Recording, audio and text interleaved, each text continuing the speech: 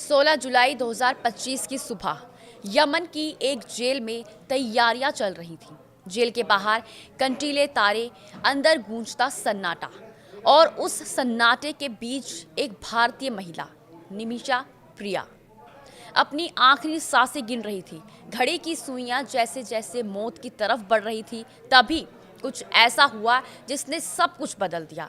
नमस्कार, स्वागत है आपका न्यूज़ 18 के डिजिटल प्लेटफॉर्म पर। मैं हूं आपके साथ ईशा खान। आज हम बात करेंगे एक ऐसी भारतीय महिला की जिसे 7 समुंदर पार यमन की एक जेल में फांसी का इंतजार था, लेकिन ऐन मौके पर उसकी सजा टाल दी गई। केरल की नर्स निमिषा प्रिया को यमन में अपने बिजनेस पार्टनर की हत्या के आरोप में मौत की सजा सुनाई गई थी। 16 जुलाई 2025 यानी बुधवार को उसे फांसी दी जानी थी, लेकिन एक दिन पहले मंगलवार रात को ये सजा अनिश्चित काल के लिए टाल दी गई।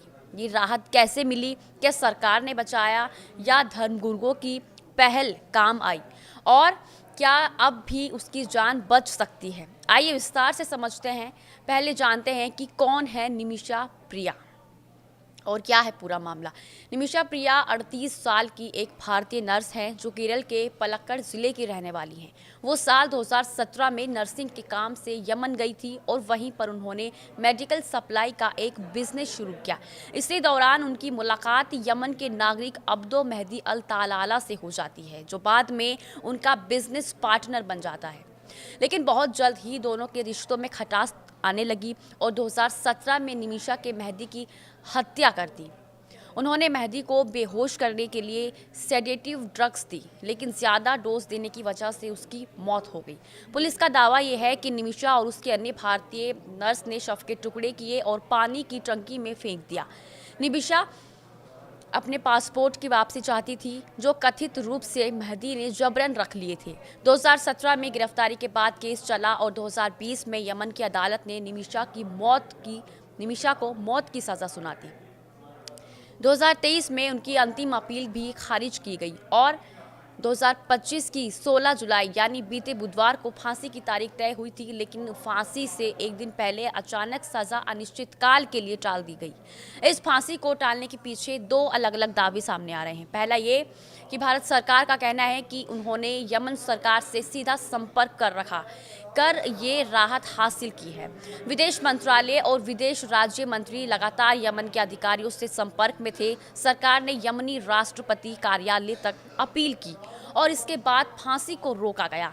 दूसरा दावा ये किया जा रहा है कि बहुत ही भावुक कर देने वाला ये दावा है, जो शायद सरकार की भूमिका से भी ज़्यादा असरदार साबित हुआ। बताया जाता है कि केरल के प्रसिद्ध सुन्नी मुस्लिम धर्मगुरु कंथापुरम एपी अबू बकर मसूलियार ने यमन के बड़े धर्मगुरु शेख उमर बिन हाफिज से फ़ोन पर बात की थी। इसके बाद शेख उमर ने अपने प्रतिनिधियों को मृतक मेहदी के परिवार से बातचीत के लिए भेजा। इस बातचीत के बाद मेहदी का परिवार ब्लड मनी या दिया के तहत समझौते पर बात करने को तैयार हो गया और फांसी टाल दी गई। कियास और दिया क्या है, ये भी आपके लिए समझना बेहद ज़रूरी है। दरअसल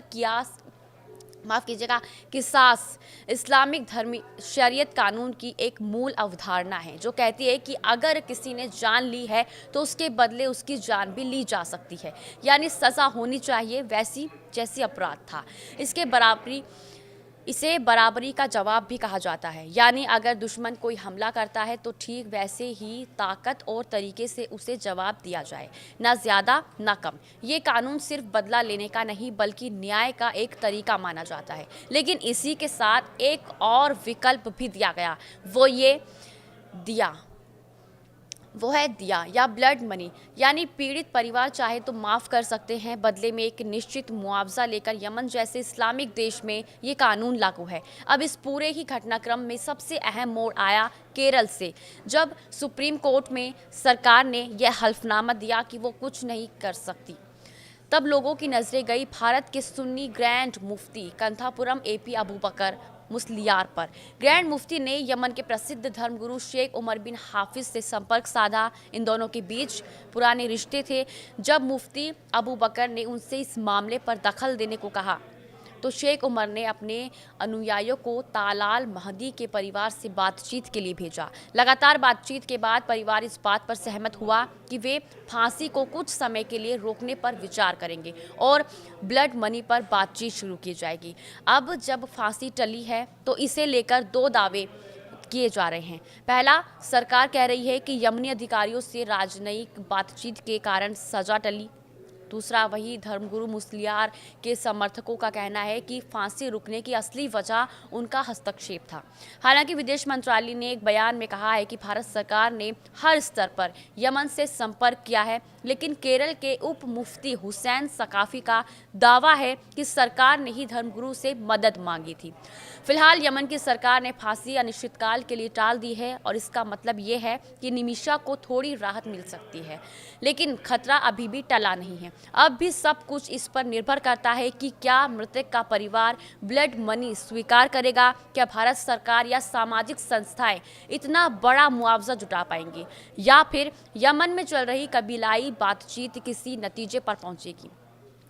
बता दें कि यमन जैसे देश में मुआवजा यानी ब्लड मनी आमतौर पर 50,000 से 1 लाख अमेरिकी डॉलर तक हो सकता है, लेकिन चूंकि केस में शव के टुकड़े करने का आरोप है और मामला इंटरनेशनल मीडिया में हाईलाइट हो चुका है, इसलिए ये रकम 2 से 3 करोड़ रुपए तक पहुंच सकती है। केरल और बाकी भारत में सोशल मीडिया पर #सेव निमिषा नाम से कैंपेन चल रहा है।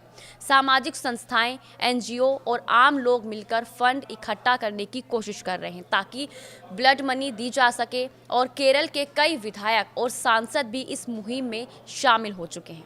इसी के साथ आज के लिए बस इतना ही। नमस्कार।